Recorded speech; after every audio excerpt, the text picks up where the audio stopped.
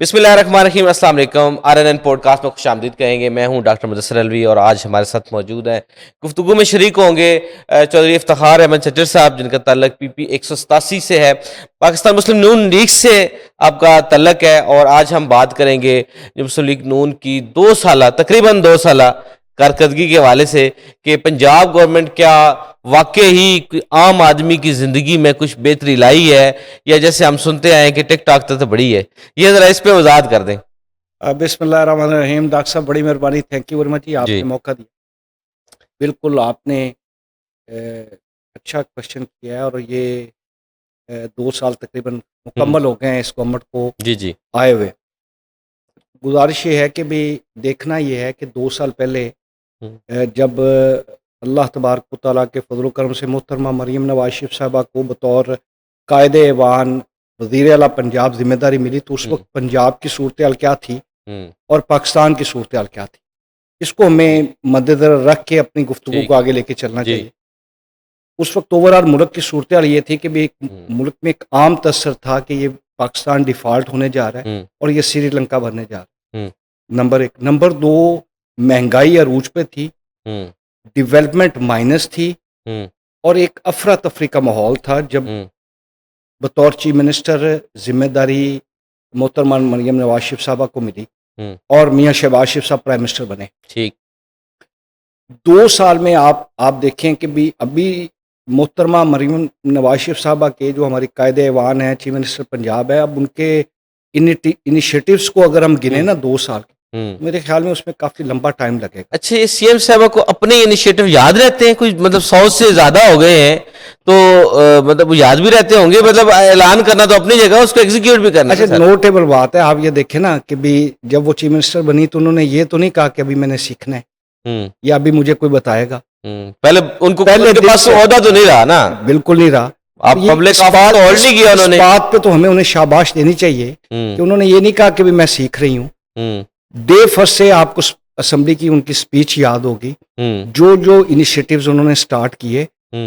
अब रिसेंटली जहाँ पे हम बैठे हैं, इसके बिल्कुल हमसाए में कैंसर हॉस्पिटल, जी जी बिल्कुल, और पाकिस्तान की तारीख का कैंसर का सबसे बड़ा हॉस्पिटल बन रहा है। ठीक। तो मेरे ख्याल में विद इन अब मैं इफ्तिखार साहब, आप जरा बाकायदा आगाज करते ना प्रोग्राम का। जैसे आपने फरमाया कि बहुत ज़्यादा इनिशिएटिव लिए गए, मैं आपको एक दो चीज़ें आपके सामने रखता हूँ कि ऑलरेडी हमारी अगर पुलिस अवेलेबल है, उसके जो झैली इदारे हैं वो अवेलेबल है, कानून नाफिज करने वाले इदारे मौजूद हैं, इसी तरह ही बाकी जो बहुत सारे ऐसे डिपार्टमेंट हैं जो ऑलरेडी मौजूद हैं, लेकिन उन्हीं चीज़ों को करने के लिए नए महकमे बना दिए जा रहे हैं और वो वसाइल नए पीरा को तो दे दिए जाते हैं, लेकिन हमारे यहाँ बाकी जो पुलिस वाले हैं वो बेचारे आज भी परेशान हैं।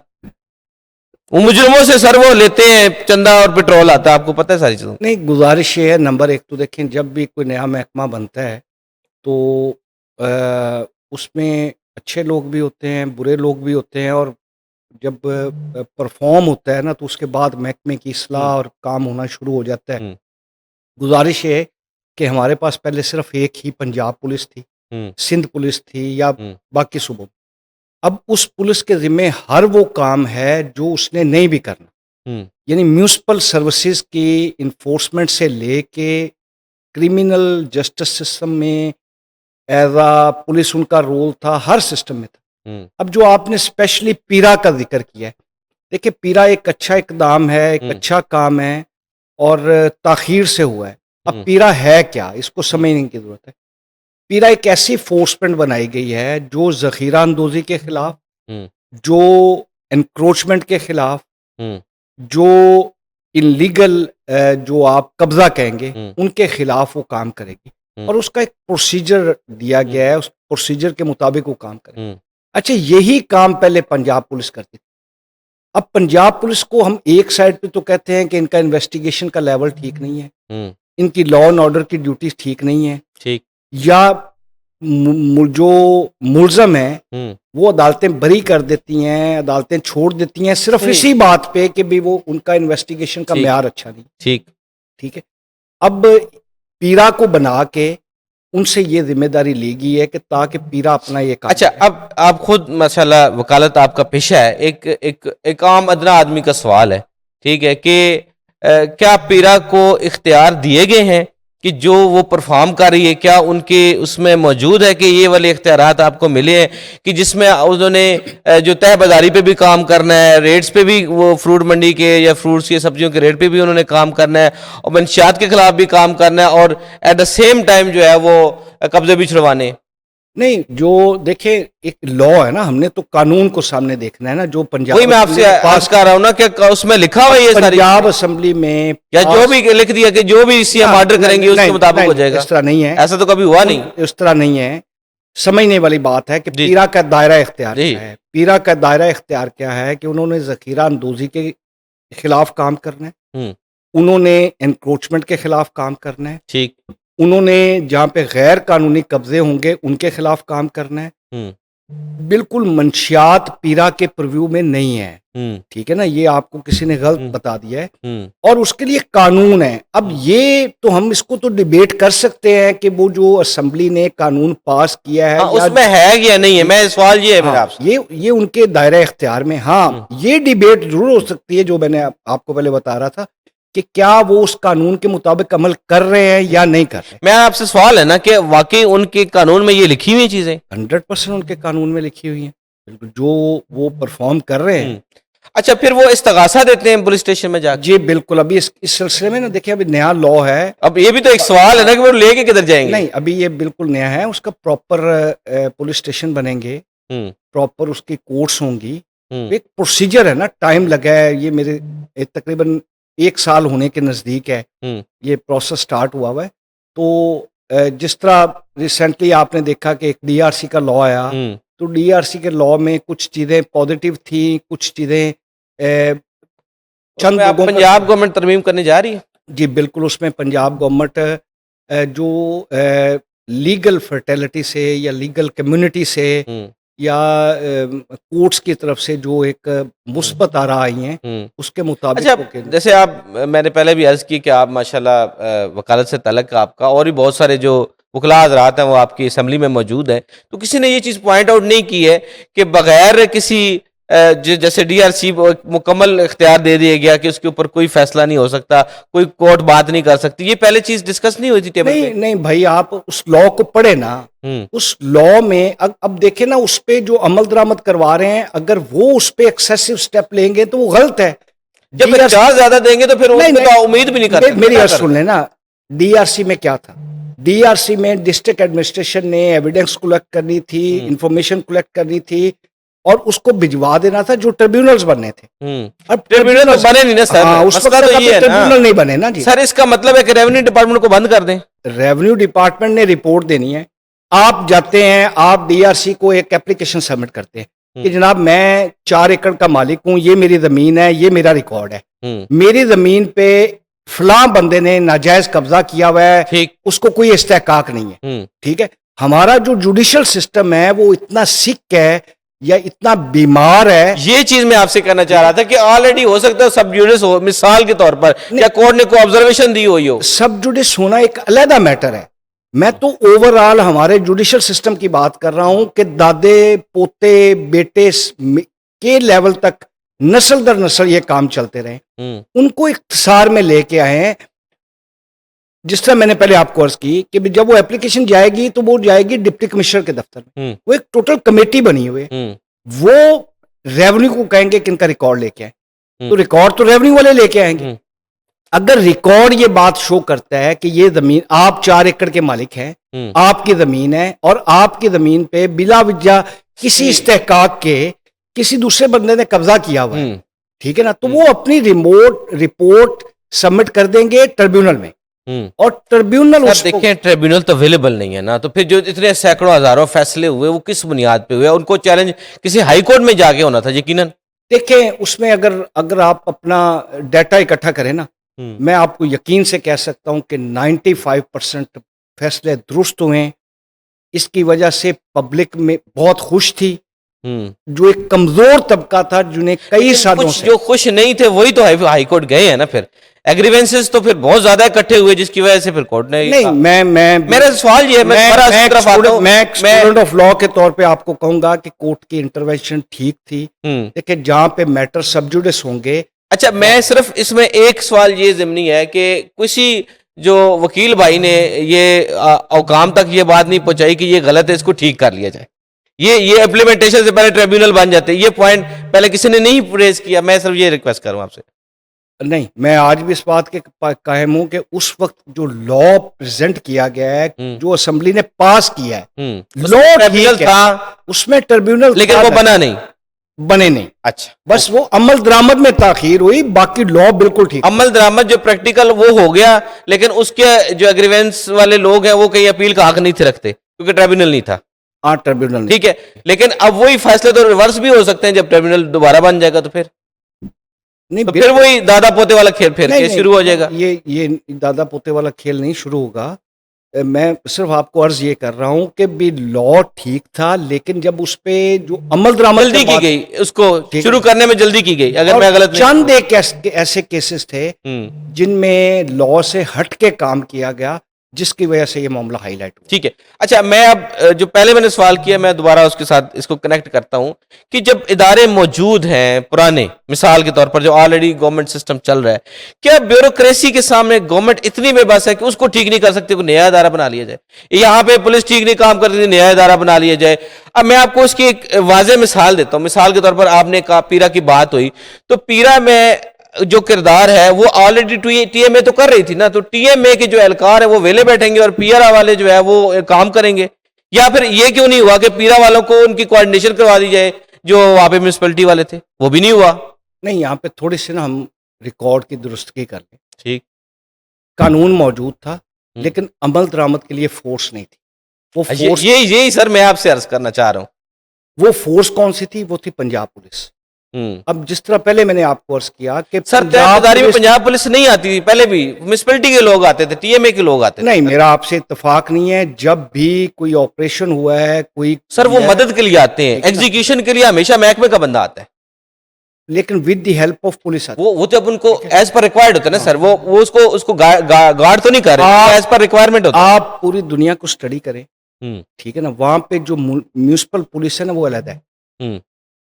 आप देख लेना, हम यहाँ पे बैठ के तो सर मैं यही कह रहा हूँ ना कि म्यूनिसिपैलिटी को थोड़ा स्ट्रांग कर दिया जाता है, बजाय इसके कि पेरा को उसके अंडर कर दिया गया। नहीं, पेरा को किसके अंडर किया गया? इन अ सेंस के अगर एक चीज मौजूद है ऑलरेडी, मेरा सवाल ये सादा सा, इसको जरा सिंपल कर देते हैं कि जो ऑलरेडी म्यूनिसिपैलिटी के लोग हैं वो भी तो इन्फोर्समेंट करा रहे थे। आपको याद होगा कोरोना में भी, स्मोग में भी, स्मोग में आपके पहले साल में स्मोग थी, उसमें किसने? म्यूनिसिपैलिटी ने बंद करवाए, तो वो उस टाइम तो कामयाब थी ना। तो फिर वो दोबारा करने के लिए फिर आपको पेरा बनाना पड़ गया। अब पैरा समझे, पैरा है क्या? पैरा है ये कि जो म्यूनिसिपल सर्विसेज हैं या म्यूनिसिपल कहेंगे लोकल गवर्नमेंट के मुतल्लिका जो कानून है उन पे अमल दरामद करवाने का एक इदारा है। ठीक, अब जो इंक्रोचमेंट है ये पुलिस का सब्जेक्ट नहीं है। यही तो मैं भी कह रहा हूँ जखीरा सर, मैं भी यही कह रहा हूँ आपसे कि वो नहीं है, उसका ये म्यूनिसिपैलिटी का काम है। यस, तो अब उसको एक इकट्ठा करके देखे ना, हमारे यहाँ पे आज यहाँ पे रेट 500 रुपया है, कल पता ही नहीं चलता कि भी 1000 रुपया हो। ठीक है ना, इन सारे मामलात को इकट्ठा करके वो पीरा बना दी गई है और पीरा के तहत वो काम। पीरा की हायरार्की क्या है? मिसाल इसलिए कानून आप पढ़ा हुआ है, इसलिए मैं जरा आपसे दोबारा इसलिए पूछ रहा हूँ ताकि आवाम को आगाही हो कि पीरा की हायरार्की क्या है, वो क्या क्या काम कर सकते हैं। जितने भी म्यूनिसिपल सर्विसेज हैं, यानी जो आपके लोकल गवर्नमेंट के मुतल्लिक है, ठीक, और जिसमें ज़ख़ीरा अंदोज़ी शामिल है, जिसमें इंक्रोचमेंट शामिल है, जिसमें गैर कानूनी कब्जा जाते हैं, ये सारे पीरा के दायरा इख्तियार में और एक कानून के तहत पीरा। अच्छा, अब मिसाल के तौर पर समझने के लिए कि एलडीए का भी यही काम है, जो एनफोर्समेंट विंग है उनका भी यही काम है कि जो गैर कानूनी कब्जे हुए हैं एलडीए की ज़मीन पे ऊपर वो छुड़वाते हैं। तो ये महकमों का आपस में क्लैश नहीं हो जाएगा कि अब शिकायत कुनिंदा पीरा में जाएगा या एलडीए में जाएगा, या खुद से अगर गवर्नमेंट ने कोई काम करना है तो वो खुद गवर्नमेंट किसको, पेरा को कहेगी, एलडीए को कहेगी? नहीं, आप ना बात को एक फॉलो करें। अब फर्ज करें ये पूरा कंसेप्ट क्योंकि इसके ऊपर मिल रहा है तो मैं इसलिए आपसे इसको क्लियर, आप फर्ज कर लें कि भाई गैर कानूनी इंक्रोचमेंट हो, लोगों ने या कुछ अनासर ने कब्जा कर लिया, ठीक हो गया, ठीक है। अब उस गैर कानूनी इंक्रोचमेंट को रोकने का जो अब मैकेनिज्म है ना वो पीरा के पास है। ठीक है, गैर कानूनी कब्जा हो गया स्टेट लैंड पे, ठीक है। मुतलका डिपार्टमेंट आइडेंटिफाई करेगा, ठीक उस स्टेट लैंड का कब्जा छुड़वाने की जिम्मेदारी अब पीरा के पास है। ठीक। एक इत्तला आ जाती है कि भी मुनाफाखोरी हो रही है, गैर कानूनी स्टॉक किया गया है, ये गवर्नमेंट इतला देती है या शिकायत कुनिंदा देगा? डिपार्टमेंट्स देते हैं ना, ये शिकायत कुनिंदा नहीं जा शिकायत सकता, कुनिंदा भी दे सकते हैं, यानी आम पब्लिक भी कर सकती आम है। पब्लिक भी कर। अच्छा, तो ये उसको रोकथाम अब जिम्मेदारी हो गई पीरा की। ठीक। मेरे ख्याल में मैं आपको समझा चुका हूँ। अगर मजीद आप पूछना चाहते हैं तो मैं आप सही। वो बेसिकली मैं तो ये कंसेप्ट समझना चाह रहा था ना कि ऑलरेडी अगर कोई महकमे हैं उनको या बेहतर किया जाए या मजीद एक नया महकमा बना के मजीद एक जो है ना उस पर देखिए वसाइल का तो इस्तेमाल यकीनन नए इदारों में जब बनाते तो फिर ज्यादा होता है, तो एग्जिस्टेंस जो इदारे हैं उनको भी तो जाहिर है उनका भी तो फ्यूचर होना चाहिए, उनके अंदर भी तो बेहतरी नहीं, आनी उसमें चाहिए, हो रही या है ना। ब्यूरोक्रेसी इतनी ज्यादा जो है वो नहीं, सिस्टम में सलाहियत कर गई है। मैं डॉक्टर साहब मेरी गुजारिश ये है कि भी देखिए पुलिस है ना, हम्म, मैं समझता हूँ कि पहले से बेहतर परफॉर्म कर रही है। हम्म, वो ड्यूटियां भी जो पुलिस के जिम्मे नहीं है, हम्म, ठीक है ना, गवर्नमेंट के मामलात चलाने के लिए वो भी ली जाती, हम्म, ठीक है। अब एक कॉन्सेप्ट यहाँ पे ये चला कि भी वॉच एंड वार्ड को अलहदा कर दिया जाए और इन्वेस्टिगेशन को अलहदा कर दिया। हम्म। वजह उसका थीम ये था कि जो आईओ है वो अपने काम पे ध्यान करे और जिन्होंने अमनो आमा को देखना है। अब पुलिस सिर्फ इन्वेस्टिगेशन करेगी? नहीं, पुलिस के पास दोनों है, वॉच एंड वार्ड भी है, इन्वेस्टिगेशन भी है। अब इसको भी बाइफरकेट हाँ, करने जा रहे हैं। नहीं, ये ऑलरेडी है, एग्जिस्ट कर रहा है सिस्टम में, ये ऑलरेडी कानून हाँ, में वो तो exist- कर रहा है, डीआईजी इन्वेस्टिगेशन ठीक है ना? लैदा होते हैं। जी जी। अब गुजारिश है, मैं आपको ना बड़ा सिंपल समझाता हूँ कि एक साइड पे 302 का एक मर्डर केस है, पुलिस के लिए उसकी अहमियत है, या एक साइड पे एक बंदे ने गैर कानूनी इनलीगल इंक्रोचमेंट की हुई है, उसको रोकना जरूरी। ठीक। मेरे ख्याल में यानी पुलिस का बर्डन जो है कम किया गया, क्रिमिनल प्रोसीजर पुलिस को दे दिए गए। मेरे ख्याल में वो जो 302 का मामला है जिसमें एक इंसानी कीमती जान गई है, उनके मुलजमान को कैफरे करदार पे पहुंचाना है, उसके मुतलिक कोजेंट एविडेंस और रिलायबल एविडेंस इकट्ठी करनी, पुलिस का ये बेहतर काम, ठीक है ना। हाँ, ये जो नाजायज कब्जा जात हैं, गैर कानूनी मुनाफा है, जखीरा अंदोजी है, गैर कानूनी कब्जे हैं, ठीक है ना, ये अब पीरा करे काम, ठीक है ना। इस चीजों को डिवाइड किया गया है, ठीक, और ये बहुत अच्छा स्टेप है। देखिए, खामियां हर जगह हो सकती, सही खामियां मैं हर जगह हो आपका सकती हैं। किसी हद तक तो मैं समझ गया हूँ, लेकिन हुकूमत जो है वो नए नए तजर्बे जरूर कर रही है, ये एक बात है। तजर्बे नहीं कर रही, और ये वक्त की जरूरत है, और ये होने चाहिए, ये वक्त की जरूरत अच्छा, है। सीएम साहबा जो है वो हर रिस्क की काम वो कर रही हैं, तजावजात के हवाले से भी उन्होंने जो स्टेप लिया, वो सीसीडी के हवाले से वो भी, या इसके अलावा जो अभी ये बसंत पे पतंगबाजी हुई है, क्या मैडम को डर नहीं लगता कि बाद में ये सारे उनके गले पड़ने वाले हैं, या अल्लाह ना करे पड़े, लेकिन माजी में ये होता रहा है कि जो एक्स्ट्रा ऑर्डिनरी चीजें सिस्टम में बेहतरी के लिए की गई वही गले पड़ेगी? डॉक्टर साहब, एक बात तो ना आप ध्यान में रखें, विजनरी लीडर वो है, बहादुर लीडर वो है जो वो फैसले करे जो मुल्क और कौम के लिए, अपने सूबे के लिए। फैसले तो शहबाज शरीफ साहब नहीं कर सके जिनको हम बड़ा सख्त शहबाज साहब मानते ने थे। बिल्कुल किए हैं, बड़े बोल्ड डिसीजन किए हैं, बड़े bold तजावजात और बसंत तो उनके भी बस से बाहर थी। decision। तो फिर भी मैडम को हमें शाबाश देनी चाहिए ना। देखिए आप, यानी अब रिसेंटली बसंत गुजर के गई, क्या लाहौर में एक जश्न का समा नहीं था, एक खुशी का समा नहीं था? ये कल्चर तो लाहौर की शिनाख्त थी। अब मैं उकाड़ा से बेशुमार लोग यहाँ पे बसंत सेलिब्रेट करने आए, मुल्तान से, केपीके से, सिंध से। ये कल्चरल एक त्यौहार, तो कभी हमने ये भी नोट किया है कि इस त्यौहार का बेड़ा गर्क किसने किया है? इस त्यौहार का बेड़ा गर्क उन चंद मुफाद प्रस्त लोगों ने किया है जिन्होंने केमिकल इंट्रोड्यूस करवाई, जिन्होंने धाती दौर इंट्रोड्यूस करवाई, जो कि कातल त्यौहार के नाम से मशहूर हो गया। तो अब हमें तो शाबाश देनी चाहिए ना चीफ मिनिस्टर को, लेकिन ये रिस्क लिया, चीजें फिर गले पड़ती हैं ना सर। बिल्कुल नहीं पड़ेगा। अगर इस तरह की चीजें गले पड़ती हैं तो 100 मरतबा पड़ जाए। देखिए, उन्होंने रिस्क लिया, उन्होंने प्रॉपर तैयारी की, तैयारी करने के बाद उन्होंने जब ऐलान किया तो फिर उस पर 100% अमल दरामद करवाया।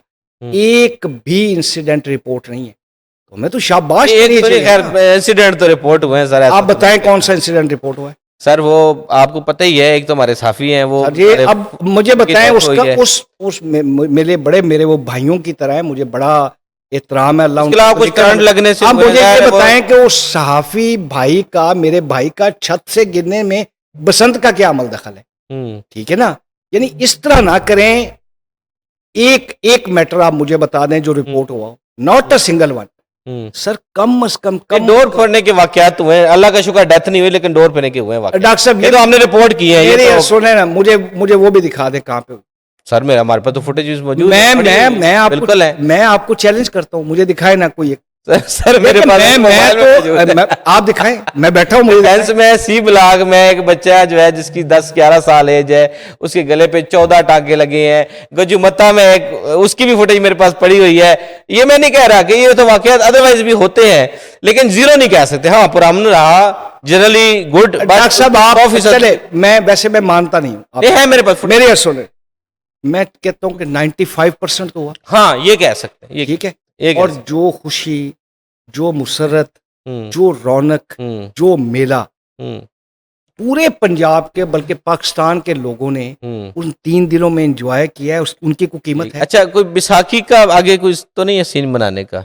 देखिए ये तो चीफ एग्जीक्यूटिव का फैसला है। ठीक, हो सकता है बैसाखी मनाएं, होनी चाहिए। किसान बेचारे खुश होते हैं, उस मैं- एक ही इवेंट मैंने में खुश कहा होते हैं। होने चाहिए। देखें मेले ठेले त्योहार ये ठीक पंजाब का कल्चर है, ठीक बदकिस्मती है कि इनका काल हो गया है, ठीक। खत्म हो गए अच्छा हैं। सर, मैं तो इस सेंस में पूछ रहा हूँ कि बेचारा किसान जो है वो तो पहले बड़ा परेशान है, तो उसको अगर उसको बैसाखी मनाने दें, उसको भी मेरी उसको भी थोड़ा सा उसकी तकलीफ का मदावा भी करें। मैं इस पे बड़ा क्लियर हूँ। मैं ना इसमें कोई दूसरी राय नहीं कि मौजूदा वक्त में जो मेरा जिम्मेदार है, पंजाब का जिम्मेदार है, वो इंतहाई मुश्किल फाइनेंशियल हालात में से ठीक। गुजर रहा है, मुआशी तौर पे बहुत डिस्टर्ब है।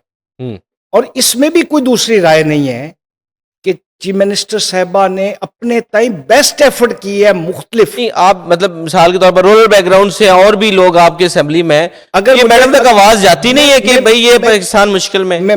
मुझे अगर बात आप जी, मुकम्मल जी। कर लेने देंगे, मैडम ने भी अपने तय ना मुख्तलिफ स्कीमों के देखें। एक बात हमें बतौर नेशन ये समझनी चाहिए कि फिल वक्त हम IMF के झुंझट पे हम्म काफ़ी चीज़ें उनकी हदूदों कयूद में रह के हमें करनी पड़ेंगी, और मजबूरी है हमारी। हम्म हमारे फाइनेंशियल हालात ऐसे नहीं है कि हम उनके साथ कोई इख्तलाफी नोट शेयर कर सकें। हम्म कोई पॉलिटिकल गवर्नमेंट, मैं लफ्ज़ इस्तेमाल कर रहा हूँ, कोई पॉलिटिकल गवर्नमेंट कभी भी वो स्टेप नहीं लेती जिससे उसका इलेक्टोरल कॉलेज डिस्टर्ब हो, हम्म जिससे उनसे प्यार करने वाले लोग डिस्टर्ब हो। हम्म अब यहाँ पे देखें, क्रिटिक करने की बजाय ना सजेशन देनी चाहिए। हम्म किसान डिस्टर्ब है, मुआशी तौर पे बहुत परेशान है। चीफ मिनिस्टर साहबा ने अपने ताई बेस्ट एफर्ट की है, मैं इसको मानता हूँ। जब तक किसान की पैदावारी लागत को कम नहीं करेंगे ना, तो सर वो सोलर जो आपने वादा किया था ट्यूबवेलों पे लिए, वही दे दें तो शायद गुजारा हो जाए। होना चाहिए ना। अब इस पे डिबेट हो सकती है। देखें खाद, स्प्रे, उनको सब्सिडी बिजली, बिलों में, बिजली के बिलों में मिल जाए। अब ये देखें आपने सब्सिडी का लफ्ज इस्तेमाल किया है। IMF आपको इजाजत नहीं देता, तो क्या करेंगे? फिर उसका कोई अल्टरनेट हल निकालना पड़ेगा ना। अच्छा, 4,000 में फी मन से गुजारा हो जाएगा किसान का? किस चीज में? गंदम की जमदादी कीमत, खरीदारी 3500 रुपए, 3500, चले ये तो आपने करेक्शन कर दी, 3500। 3500 रुपया। वो पिछली दफा तो बड़ा चौक बड़ा बना के लार्ज पिज्जा भी उतने का और एक मन गंदम भी उतने की है। देखिए वही तो मैंने अर्ज किया है कि भी कोई दूसरी राय नहीं, डिस्टर्ब हुआ है मुआशी तौर पे, किसान सर अगर शदीद आप ये परेशान कहते हुआ है। हैं तो 70 से 80% तो हमारा रूरल बैकग्राउंड है, वहां से सारी इकोनॉमी है, तो मीन 70% तो हमारा जो है वो परेशान है, तो आप कैसे उसको खुशहाल कह सकते हैं? तो इस पे हमें गौर करना चाहिए ना, गौर। और ये हर हम क्रिटिक करते रहे जी, ये हो गया। आप मुझसे पूछें इसका हल क्या है, चले आप बता दें। मैं आप तो उसका हल गवर्नमेंट का हिस्सा है, मैं आप उसका- बताएं। आप आगे मैं उसका हल जो काम को तजवीज देंगे ऐसे करें। हल तजवीज़ करता हूँ। नंबर 1, जिस तरह हम इंडस्ट्री को देते हैं ना इंटरेस्ट लोएस्ट रेट पे, उसी रेट पे हम किसानों को लोन दें, जिससे इंडस्ट्री को हम खड़ा करने के लिए देते हैं, नंबर 1। और इस वक्त जो एग्रीकल्चर है ये भी इंडस्ट्री है। नंबर 1 हम उनके इनपुट्स है जो खाद, स्प्रे, बिजली, कोशिश करें कि उनकी कीमत कम हो। हम्म, इस वक्त जो आपकी पैदावारी लागत है जिम्मेदार की, वो पूरी दुनिया में सबसे ज़्यादा है। हम्म, फिर रेट नहीं है, ठीक है ना? इस पे काम करें तो फिर कुछ, हाँ, फिर हमें इंटरनेशनल तौर पे जो हमारे हम्म, कमर्शियल अत्ताशे बाहर बैठे हैं, जो हमारे हमने वहाँ पे, एक्सपोर्ट्स के वाले से ठीक काम है हो। ना? वहाँ पे बाहर मंडियाँ तलाश करें जी। कि जो हमसे बड़ा है, वो हम्म, अच्छी कीमत पे बाहर जाए। हम्म, ये मुख्तलिफ सेक्टर्स पे मिलके हमें काम करने पड़ेगा, और ठीक। करना भी rescue double one double two की तरह पे करना पड़ेगा। फिर जिम्मेदार सिर्फ ये कह देना कि जिम्मेदार बहुत बुरे हालात हैं, बहुत बुरे हालात हैं, ठीक। बहुत बुरे, तो वो तो मैं भी एक छोटा सा सही। अच्छा, जिम्मेदार। वैसे एक और भी पॉलिटिकली एक चीज़ बड़ी डिमांड हो रही है कि अब आंखें ख़राब है खान साहब की, तो थोड़ी सी राहत दे दें, इलाज कराने बाहर भेज दें, जाने दें। अब गुस्सा बतेरा हो गया अब। डॉक्टर साहब, गुजारिश है कि एक स्टूडेंट ऑफ लॉ होने के नाते और एक छोटा सा पॉलिटिकल वर्कर, मैं इस चीज़ का बहुत बड़ा दाई हूँ कि तमाम जो पॉलिटिकल पार्टी के कायदीन हैं, हम्म, अ, जिसमें अब जिस तरह आपने इमरान खान साहब का जिक्र किया है, अल्लाह उनको सेहत दे, तंदुरुस्ती दे। अ, आईने पाकिस्तान भी बतौर कैदी भी उनको ये हम्म, इस्तेहकाक देता है कि हम्म, उनकी सेहत हम्म, के मुतल्लिक 100% ख्याल होना चाहिए। हम्म, जो मेडिकल रिक्वायरमेंट्स हैं उनकी हम्म, कंप्लीट होनी चाहिए। इस पे तो हम्म। कोई दूसरी राय भी आपको नहीं। याद होगा मेडिकल ग्राउंड्स पे मियाँ साहब को भेजा गया था। सर, ये इसकी कानून इजाज़त देता है ना। हम्म, अभी कोई नया चैप्टर नहीं जारी हुआ। हम्म, अगर वो फैसिलिटी मियाँ मोहम्मद नवाज शरीफ साहब ने अवेल हम्म। की है, तो एक आम बंदा भी कर सकता है, वो हमारे कानून में एग्जिस्ट करता है। तो इसका हम समझे मतलब कि जा रहे हैं खान साहब बाहर। देखिए, मैं ना मेरे पास अच्छा, आप थोड़ा सा खबर आप ये मेरे है, लफ्ज जो है ना आपको सोचने में मजबूर हो गए। डॉक्टर साहब, मेरे पास खबर ये है कि मामला तय हो चुके अच्छा, हैं। मामला तय हो चुके हैं, तो ब्रेकिंग हुआ है। कहाँ तक मामला तय हो चुके हैं कि मतलब अब सब हंसी खुशी रहेंगे और वो बाहर रहेंगे। पिक्चर पिक्चर रिप्ले होगी। रिप्ले होगी। अच्छा, ना झुकता है ना बिकता है कप्तान। अब वो रिपीट होगा कि जैसे रवायती तौर पर सियासी जमातों में होता है, अब यहाँ पे भी ऐसी होगा। अगर कोई दोस्त इस तरह का नारा लगा के खुश होना चाहता है, तो हमें क्या एतराज है, वो 500 मरतबा खुश हो। लेकिन ये पानी अच्छा। तो ये अच्छा, कहाँ तक सेट हुए? चलो थोड़ा सा आप बता ही दें, आपको पता है, आप ज़ेरे-लब मुस्कुरा रहे हैं, आपको पता बहुत कुछ है। डॉक्टर साहब, मैंने अर्ज की है कि ये पिक्चर रिप्ले होगी हम्म, और उसी के मुताबिक ही होगी। हम्म। अच्छा, तो फिर 9 मई की माफी भी मिलेगी या नहीं? नहीं, वक्त अच्छा, और वो नहीं बताएं। मिलेगी। अच्छा, वैसे ना, अ, मेरी अर्ज सुन ले, मैं एक पाकिस्तानी के तौर पे कहूँ, हाँ, क्या आप समझते हैं कि जो 9 मई को वाकयात हुए हैं, हम्म। वो अच्छे हुए? नहीं, यकीनन अच्छे तो नहीं है, यकीनन। तो फिर जब हम सब कहते हैं कि 9 मई के वाकयात, ये ये आम कॉमन वाकया नहीं है, और हम्म, ना हमें इसे आम एक इंसिडेंट या एक वाक्य के तौर पे डील करना चाहिए।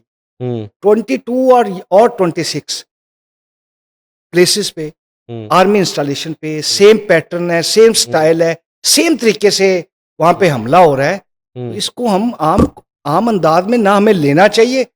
अगर आज हम इसको आम अंदाज में लेते हैं ना, तो हम एक हम्म, चैप्टर खोल देते हैं कि भी जिसका जो मर्जी दिल करे वो इस हम्म, मुल्क, अच्छा, यही काम जो आपके एनिमीज हैं, आपके दुश्मन ममालिक हैं, वही चाहते हैं ना, वही करते हैं ना, हम्म, जो आपने अपने हाथ से किया हम्म, है। जीएचक्यू क्या है? हम्म। जीएचक्यू एक बिल्डिंग नहीं है। जीएचक्यू सही। पाकिस्तान की सलामती के का एक सिंबल है, हम्म, ठीक है ना? वही कांट से इट, हमें हम्म, बड़ा फख्र है अपनी फौज पे। हम्म, बेशुमार कुर्बानियां दी हैं, हम्म, शहादतें दी हैं। हम्म, मेरी और आपके बच्चों की रातों की नींद उन हम्म। कुर्बानियों के तफैल है ना, बेशक। ठीक है ना? तो ठीक है। वो सिंबल है। सही। हमने यहाँ पे एक पोर्ट्रे कर दिया जी, पोर्ट्रे वो जी, ये जना हाउस हो गया जी, जना हाउस नहीं है।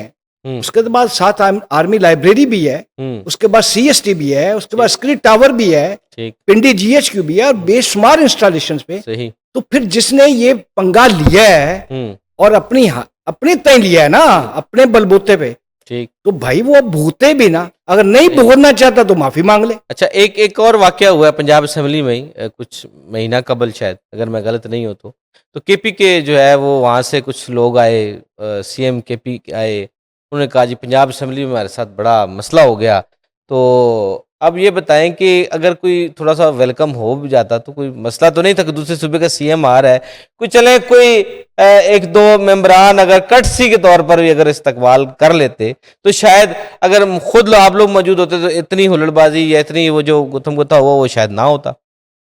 डॉक्टर साहब गुजारिश है, पहले नंबर पे तो मैं आपको क्लियर करूँ, यानी 2002 से मुझे अल्लाह मौका दे रहा है, मैंने बेशुमार स्पीकर्स के साथ काम किया है। जो इस वक्त स्पीकर पंजाब असम्बली ना, मलिक अहमद खान, बेहतरीन आदमी है, इंतहाई डेमोक्रेटिक नॉर्म्स पे चलने वाला बंदा है और हम्बल आदमी है।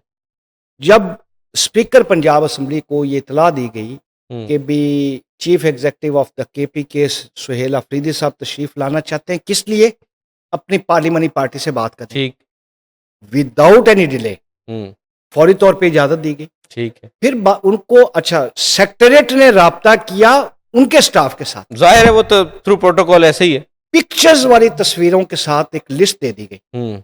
अब आप लिस्ट देते हैं मुझे कि भी मेरी तरफ से ये 75 बंदे आएंगे, ठीक है ना? देखिए उनकी सिक्योरिटी, उनके ओहदे का एहतराम, इन चीजों को सबसे, और फिर अपनी असेंबली की भाई अपनी सेंटिटी है ना यार, अपना तकद्दस है, वो को अखाड़ा तो नहीं है, स्तबल तो नहीं, असेंबली कोई सर अंदर लड़ाई झगड़ा तो ऐसे ही हो रहा होता है, एक दूसरे के ऊपर पेपर मार रहे हैं, कुछ कर रहे हैं, गालिब गलौज हो रही है सर, वो हमारा हाल तो नहीं है ना सर। वो वहां पे भी गालिब गलौज सामने मेंबर्स, ये पूरी दुनिया में होता है, assembly on the floor of the house, आप पूरी दुनिया को उठा ले, इख्तिलाफ राय होता रहता है। अच्छा चले बंदे एक दो आ ही गए थे तो एक तो नहीं आ गया है ना, अब अगर आप मौका दे, एक दो का वजूद ही नहीं है। ऐसे लोग शामिल थे, ऐसे लोग शामिल थे जिनका क्रिमिनल रिकॉर्ड मौजूद है। फिर ये क्या तरीकाकार है कि भी आप 35-40 यूट्यूबर्स की, जिनका काम ही नेगेटिव प्रोपोगंडा क्रिएट करना है और पूरी दुनिया में उसको फैलाना, वो ब्रिगेड आप उनका अप्रूव कर दिया था उन यूट्यूबर्स? बिल्कुल नहीं। अच्छा यही तो मजे वाली बात है। अच्छा ये इतनी खूबसूरती से यानी गलत बात को, झूठ को फैलाते हैं कि सच का गुमान होना शुरू होता है। तयशुदा मामलात है, अगर आप और मैं तय कर लेते हैं कि ये 75 बंदे आएंगे तो फिर मुझे भी उस पर अमल दरामद करना चाहिए, आपको भी करना चाहिए। असेंबली सेक्रेटरी ने इनको कहा कि आप एक बंदा गेट पे हमारे साथ खड़ा कर दें जो आइडेंटिफाई करे। अल्लाह ना करे कोई ऐसा एलिमेंट वहां पे हो जाता कि उस दिन वहां पे कोई वाकया हो जाता तो कौन रिस्पॉन्सिबल होता? इन्होंने सबसे ज्यादा जो उद्यम मचाना था वो हमारे मुतल्लिक ही मचाना था, हमारी गवर्नमेंट के मुतल्लिक मचाना, ठीक है।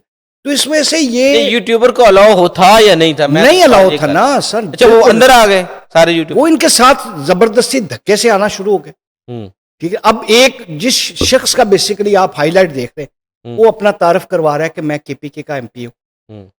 जब रिकॉर्ड को वेरीफाई किया गया तो वो तो MP साहब अंदर मौजूद थे, ठीक है ना, और उसका तल्लक ही नहीं है। फिर जब मजीद उसको इन्वेस्टिगेट और आइडेंटिफाई किया गया तो उसका क्रिमिनल रिकॉर्ड मौजूद है। तो इस वजह से ठीक है अच्छा एक क्वेश्चन, वैसे इस्तकबाल तो कर लेते थोड़ा बहुत, क्या रहा कोई इसमें, क्या कोई मसला? अगर नहीं ना हमें एज कर्टसी कुछ नहीं, कुछ गुलदस्ता छोटा मोटा हो जाता, कहा गया थोड़ा बहुत ना, हमें कहा गया, और उनकी टाइमिंग का भी नहीं पता था। अगर फर्ज करें मैं उस दिन असेंबली था, उनके आने का टाइम तो 4-5 बजे का, 6 बजे का था, तो तशरीफ कब लेके आए, ठीक है ना। नंबर 1, नंबर 2, अच्छा KPK ने ये सिंध गए तो क्या सिंध गवर्नमेंट ने इस्तकबाल नहीं किया? तो फिर इन्होंने जो सिंध गवर्नमेंट के साथ किया है तो फिर उसके बाद इस्तकबाल की बजाय कुछ और नहीं होना चाहिए? यानी इनका मैन्युफैक्चर्ड फॉल्ट है, इनकी टोटल आप स्टडी कर ले इस ग्रोह की पॉलिटिक्स, झूठ, ग्राउज राव, धरना, लाशों पे इनकी सियासत है। ये 4 चीजों के गिर्द ये घूमते हैं। झूठ को इतना फैलाओ, मैं तो कहता हूं कि अगर झूठ पे ऑस्कर अवार्ड मिले ना तो इनके अलावा पूरी दुनिया में कोई बंदा ही नहीं हो सकता। वो तो ये नून लीग के बारे में भी कहते हैं, वो नून लीग के बारे में कहते हैं यार, मैं कहता हूं कि ये कोई तो एक सच्ची बात करे ना, कोई एक तो सच्ची बात करें, ये कि ये बात सच्ची करें, ठीक है ना। अब इनसे कोई पूछता है कि यार वो जो 190 मिलियन पाउंड वाला केस है, वो कहते हैं झूठा है। वो भाई जो पैसे स्टेट के अकाउंट में आने थे वो आप मलक रियाज के जुर्माने के अकाउंट में दे रहे हैं, तो झूठा कैसे हो गया? देखें ये ना अल्लाह अल्लाह की शान है सही। और निज़ाम कुदरत है, जो वो आप तो किसी के लिए गड़ा। ये तो यहाँ पे नून लीग का भी मसला है ना, दादा की जो आप जो है वो विरासत जो है वो मिली पोतों को। किसी के लिए गड़ा खोदेंगे ना तो आप उस खुद में है, ठीक है ना। तो अच्छा चले, ये तो खैर वो फिर उस टाइम जो पनामा था उसमें भी यही मसला था ना, वो उस टाइम भी वो मियाँ साहब के बारे में वो बात हुई, फिर मरियम मैडम के वाले से भी बातें हुई, वो फिर करप्शन के केसेस तो फैब्रिकेट अभी भी किए गए, पहले भी किए गए। डॉक्टर साहब ने बिल्कुल, आप बड़े सीनियर आदमी हैं और बड़ा एहतराम है, आप चीजों को मिक्स ना करें। नहीं सर देखिए, गुजारिश ये है कि मियां नवाज शरीफ के केस में माइनस भी किसी जगह करप्शन का जिक्र नहीं है। क्या साकिब निसार या उस वक्त का, मुझे एक बात कंप्लीट करने दे, क्या साकिब निसार या उस वक्त का जो सुप्रीम कोर्ट का सिलेक्टेड बाइस्ड बेंच था वो मियां नवाज शरीफ का रिश्तेदार था? अगर करप्शन का एलिमेंट मिलता तो वो बेटे को तनख्वाह लेने की जुर्म में मियां नवाज शरीफ को ब्लैक लॉ जो डिक्शनरी है वो ढूंढ के निकाल। लेकिन वो तो बेनामी के केस था, जनरली तो यही है ना सर। अच्छा, इसका भी कोई सबूत नहीं है, यानी देखो ना, परसेप्शंस पे नहीं होनी चाहिए। आप जैसे लोगों की बात के लोग असर करते हैं। मियां नवाज शरीफ को इंतकामी तौर पे, यही मैं आपसे करना चाह रहा हूं कि ये आज अगर आप गवर्नमेंट में कल अपोजिशन में होंगे, फिर आज जो अपोजिशन वाले हैं वो जेर अताब है, कल आप अपोजिशन में होंगे आप जेर अताब होंगे। मैं सर अच्छा डॉक्टर साहब मुझे एक बात, ये रवायत हमारी खत्म नहीं होगी। आपने मरियम बीबी का नाम लिया, अल्लाह ने आपको बेटी दी होगी, मुझे दी हुई है। अगर मैंने अपने ताई अपनी बेटी के नाम कुछ जमीन लगवाई है, कुछ चीज लगवाई है, खुद कहती है नहीं है ना मेरी कोई हो तो मेरी बेटी को तो नहीं पता ना यार। हमारे कल्चर में क्या यहाँ पे ऐलान होता है कभी? मैं पता नहीं था नहीं हो सकता पता यार ना, ऐसा तो ना कहें, अकल वाले बंदे को तो पता होता है ना। नहीं मैं बिल्कुल ये अच्छा क्या ना, अच्छा चले फिर 3.5 साल गवर्नमेंट रही है ना। हाँ जी, एक पेज पे रहे, फील्डिंग भी हल्दिया की लगी रही, तो निकाल लेते ना यार। किस हकीम ने मना किया था कि भाई आप ना करो? आप जिस केस में मियां नवाज शरीफ साहब की बिलखुसूस मरियम बीबी की बेल हुई है, हमजा शहबाज साहब की बेल, आप वो फैसला तो पढ़े। तो अगर फैसला हम पढ़ते नहीं है, डिग्री हम जारी फरमा देते हैं कि ये हो गया वो हो गया, और यही मैं तो लॉ का स्टूडेंट नहीं हूं, मैं तो जनरल, फिर मैं बात कर रहा हूं ना कि साहब ये जो पहले अपोजिशन में थे, ठीक, आज हुकूमत में, आज हुकूमत में जेल में होंगे, मैं तो ये कह रहा हूं, बस मैं सिंपल बात कर रहा हूं। नहीं होना चाहिए ये बात, ये चीज पॉलिटिकल मोटिवेटेड केसेस नहीं होने चाहिए। मैंने कहा यही मैं आपको कह रहा हूं, पॉलिटिकल विक्टिमाइजेशन डॉक्टर साहब नहीं होनी चाहिए, कोई भी पार्टी हो। लेकिन गुजारिश ये है कि आप जैसा सीनियर आदमी जिसको लोग प्रॉपर सुनते हैं और आपकी बात पे, आपको भी वो बात नहीं करनी चाहिए नहीं, जो परसेप्शन पे बेस हो। मसला अगर आपको लॉ के मुतालिक या अदालती फैसलों के मुतालिक पता नहीं है ना डॉक्टर साहब, आप मुझे हुक्म दे, मैं आपको एक अच्छा वकील देता हूं जो आपको उर्दू इंग्लिश में ट्रांसलेशन करके देता है। मसला ये है ना सर कि जब भी केसेस बनाए गए हैं, भले कोई भी पॉलिटिशियन हो, कोई भी, भले वो जरदारी साहब हो या भले नवाज शरीफ साहब हो, हमेशा यही हुआ है कि जब गवर्नमेंट में होते हैं तो उसके मुखालफीन जो है वो अदालतों के चक्कर लगा रहे होते हैं या जेल में होते हैं। मेरा तो ये सवाल है, अब केसेस की डिटेल, मैं फैसला को आया या नहीं आया वो तो सबके सामने है, लेकिन वो जो पॉलिटिकली मोटिवेटेड केसेस है उनका सामना तो करना पड़ा है ना डॉक्टर साहब। मेरा एक कल अगर वो पॉलिटिकल मोटिवेटेड थे तो हो सकता है आज जो केस है आज पॉलिटिकल मोटिवेटेड हो। मैं तो आपसे ये, मेरी अर्ज सुन लेना, मेरा आपसे इत्तेफाक है, हो सकता है कल तोशाखाना केस का फैसला रिवर्स हो जाए। फिर मेरी अर्ज सुन, मेरा आपसे इत्तेफाक है कि पॉलिटिकल विक्टिमाइजेशन नहीं होनी चाहिए, पॉलिटिकल मोटिवेटेड केस नहीं बनने चाहिए किसी लीडरशिप के मतलब, ठीक है। मेरा क्वेश्चन ये है कि आज जो चीख रहे हैं, आज यो झूठ और जिन्होंने आसमान सर पे उठाया हुआ है, 3.5 साल इन्होंने क्या किया है? वो तो कलकदगी की बात क्या तो किया है? की हो रही है बात 3.5 साल इन्होंने क्या किया है? ठीक है, क्या राना सनाउल्लाह वाला केस याद नहीं है जिस उसमें सजाए मौत है? जो हमजा साहब, अच्छा आज इनको बहन बेटियों की इज्जत बिल्कुल एहतराम है, सबकी माएँ बहनें समझी, तो यार आज इनको कोई एहसास नहीं है कि जब मियां नवाज शरीफ की मौजूदगी में झूठे केस में आप मरियम नवाज को बाप के सामने पकड़ के लेके जा रहे हैं, तो आप उस वक्त एहसास करते ना, एक स्टेटमेंट दे देते। आज भी वो जो साहब की बहनें आज भी वो बाहर बैठती हैं भाई, कैसा ये तो मतलब आज भी रिपीट ही हो रही है भाई, ये निज़ाम कुदरत है ना। आप नहीं तो फिर ये मियां नवाज वाइजली प्ले करना चाहिए ना। अब तो ये चीज भाई मियां नवाज शरीफ ने तो अगर वो सड़कों पे कोई बैठा है तो मुलाकात करवाने मियां में नवाज शरीफ ने तो ऐसे हाथ नहीं फिरा था तो मैं देख लेता हूँ। तो ये अल्लाह भी तो है ना देखने वाला ना। नहीं, मुलाकात की इजाजत तो मिलनी नहीं चाहिए क्या? आप मतलब कानून भी इजाजत देता है तो कानून 100% इजाजत देता है, डैन जेन मैनुअल इजाजत देता है, लेकिन कानून ये भी कहता है कि आपने मुलाकात में अपनी जाती बात करनी है, आपने अपने केसेस के सिलसिले में बात करनी है, आपने पॉलिटिकल गुफ्तगू नहीं करनी। लेकिन वो पार्टी का चेयरमैन है, हो सकता है भाई किसने कहा चेयरमैन? अच्छा ये भी वो गढ़ है जो इमरान खान साहब ने खुद खोदा है। मियां नवाज शरीफ के केस में इमरान खान साहब ने और उस वक्त की सिलेक्टेड बायस्ड जुडिशरी ने फैसला दिया था मियां नवाज शरीफ के मुतालिक, ठीक है ना।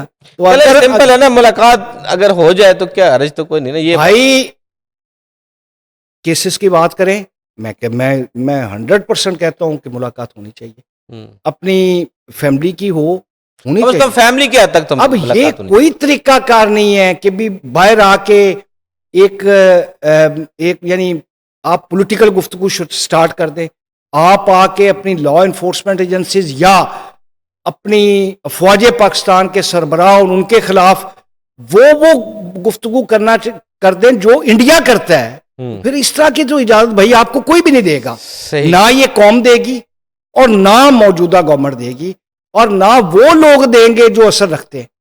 सही। चलें सर, हमारी दुआ है कि आपकी गवर्नमेंट भले सेंटर में हो या प्रोविंस में हो, पंजाब में हो, आवाम खुशहाल हो, आवाम की जिंदगी में बेहतरी आए, ये हमारी दुआ है। और आपसे उम्मीद है कि ये चीजें प्रैक्टिकली भी हो, ना कि सिर्फ इश्तिहारों में हो। डॉक्टर साहब हमें इज्तिमाई तौर पे दुआ भी करनी चाहिए और कोशिश भी करनी चाहिए। सही सही। मुझे बतौर मेंबर सूबाई असम्बली से हट के इस वतन, इस सूबे और इस शहर का बासी होने के नाते अपना पॉजिटिव रोल प्ले करना चाहिए। सही। और ये हर बंदा अगर इस तरह करे, जस्ट आप अगर टोटल डिपेंडेंट हो जाएंगे सियासतदानों पे, गवर्नमेंट पे, इंतजामिया पे, तो मामलात पूरे नहीं हो सकते। सही। हर शहरी अपनी ताई जो बेस्ट एफर्ट कर सकता है। हमें पंजाब की पब्लिक को फैसिलिटेट करने के लिए, पंजाब की आवाम को फैसिलिटेट करने के लिए, पंजाब के लोगों को फैसिलिटेट करने के लिए हर लेवल तक अपना रोल प्ले करना। लेकिन क्या ये अच्छा होता कि जो बिजली में भी थोड़ा रिलीफ होता और सोलर के ऊपर जो मजीद अब नेट मीटरिंग बंद कर दी गई है, ये आवाम के ऊपर एक मजीद डॉक्टर साहब जो है डाल दिया गया। ये बैड डिसीजन है। ऑनरेबल प्राइम मिनिस्टर साहब ने इस पे नोटिस लिया है। मैं आग के नीचे हो रही थी तो उन्हें नहीं पता। ये तो अब नोटिस लेने वाली कोई बात तो नहीं है ना। वैसे गवर्नमेंट का एक काम है, गवर्नमेंट का आपको पता ना हो। डॉक्टर साहब आपके इस दफ्तर में हम बैठे हुए हैं, क्या आपको पता है कि इस वक्त आपका गेट कीपर क्या कर रहा है? क्या आपको पता है कि ये तो मुल्की लेवल के मामलात हैं। भाई मैं अगर आपका बात पे इतनी डिबेट होती रही है 6 महीने, तो इस पे डिबेट। डॉक्टर साहब गुजारिश है, आप अपने ऑफिस का कंट्रोल नहीं कर सकते तो ये पूरा मुल्क है, पूरी दुनिया है। इसका मतलब आप मुल्क कंट्रोल नहीं कर सकते। नहीं कर जो पीएम होता है उसको करना पड़ता है। एक मिनिस्ट्री लेवल पे फैसला हुआ, जैसे ही उनके इल्म में आया इमीडिएटली उन्होंने कहा कि भी ये, हालांकि पब्लिक को पहले से पता था, हम उस पर प्रोग्राम कर चुके हैं कि ये तजवीज है कि 11 रुपए यूनिट परचेज की जाएगी, हम प्रोग्राम कर चुके हैं। तो ये हमें पता था, आवाम को भी पता है, पीएम साहब को नहीं पता था। अब पीएम सारा दिन टीवी के आगे तो नहीं बैठा लेकिन इंफॉर्मेशन तो आती है, पूरी वजारत है, महकमा इत्तलात। अब बैठा हो पीएम ऐसे कि भी डॉक्टर साहब ने ये प्रोग्राम किया तो मैं देख रहा नहीं सर, ये बात नहीं है, ये बात नहीं है। जो वजारत इत्तलात है उसका काम है, उसकी ड्यूटी है। निज़ाम हुकूमत ऐसे नहीं चलता, निज़ाम हुकूमत ऐसे नहीं चलता। अच्छा चले, एक फैसला नेपरा और मिनिस्ट्री लेवल पे हुआ है, उनके इल्म में आया है, उन्होंने इमीडिएटली। अच्छा मुझे ये बताएं, रिसेंटली लाहौर में एक बड़ा अफसोसनाक एक वाकया हुआ है जिसमें बच्ची और वालिदा, ठीक है जी जी, तो आप कहें जी वो चीफ मिनिस्टर ने करवाया है। नहीं, हम तो नहीं कहते, लेकिन उसमें एक चीज बड़ी वाजे हो गई है कि छोटे बंदे को फिक्स करें, बड़े बंदे उधर ही चल रहे, वो मजे करेंगे। ये बात तो आप इसकी गवाही देंगे कि जो मुतलका एसी साहब थे उनको बजाय के फारग करने के एसी हेडक्वार्टर लगा दिया गया और किसी अफसरान को शामिल तफ्तीश भी नहीं किया गया और जो लोअर स्टाफ है उस पर मुकदमा डाल दिया। नहीं, ये आपको किसने कहा है? आप देख लें, सारी हमने तो रिपोर्टिंग की उसकी। भाई आप कौन फिक्स हुआ उसमें बताएं, कौन सा ऑफिसर फिक्स हुआ उसमें बताएं। आपने रिपोर्टिंग की है ना, तो मैं अक्यूज पार्टी का, मेरा ऑफिस उनके कौंसल है, तो इस वजह से आप काफ़ी चीज़ें आपकी रिपोर्टिंग से हटके। नहीं बस तो मैं फिर इतना आप clear बताएं करूंगा, कि ऑफिसर मैं सिर्फ हुआ है आपको कंप्लीट डॉक्टर साहब ये अर्ज कर दूं कि जो अक्यूज पार्टी है, मेरा ऑफिस उनकी कौंसल है, कुछ चीज़ों में लिमिटेशन है, मैं नहीं बोलूँगा। हम्म दाद देनी चाहिए ना हम्म कि एक अक्रंस हुआ, हम्म पूरी पंजाब की इंतजामिया को बैठा के, कभी आज तक किसी ने किया ही? हम्म हम पॉजिटिव शाबाश देने के लिए चाहते नहीं है, गटर की लेकिन तस्वीर मेरा हम लगा। सवाल तो ये उस एसी साहब के बारे में है कि जो उन्होंने कहा जी मैं तो गया ही नहीं, ना मुझे इल्म है वाकई का,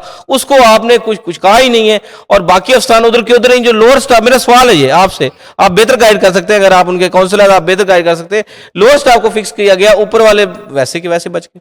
उसके मौजूद अब एसी ये बात तो आप, मेरा ये जनरल डॉक्टर साहब एसी साहब को चेंज कर दिया गया, वहां वो तो से एसी हेडक्वार्टर चले गए ना तो सर। तब्दील हो गया ना सर। हम्म। अब वो उसमें देखे ना, अब उसमें जो एक एडमिनिस्ट्रेटिव डिसीजन था वो हो गया, उसमें सुलह हो गई है, और जिसकी कानून और ज़ाब्ता आपको इजाज़त देता है, ठीक है ना, और ये अल्लाह और अल्लाह का रसूल भी इस बात की इजाज़त देता है। इस वजह से इस मैटर पे मैं इतनी लंबी बात करने के लिए ना की पोजीशन में नहीं हूँ। बहरहाल देखें, मेरा मेरा पॉइंट ऑफ व्यू है कि भी जो नेगेटिव चीज़ें हैं उनकी निशानदेही होनी चाहिए, जहाँ पे इस्लाह हो वो बिल्कुल होनी चाहिए, लेकिन तनकीद बाय तनकीद एक टारगेट रख के हम शुरू हो जाए, यार पॉजिटिव भी तो है ना। अच्छा, अब जब तक हम पॉजिटिव चीज़ों की शाबाश नहीं देंगे ना, तो फिर बंदा जो अगर काम करना भी चाह रहा है वो काम नहीं करेगा।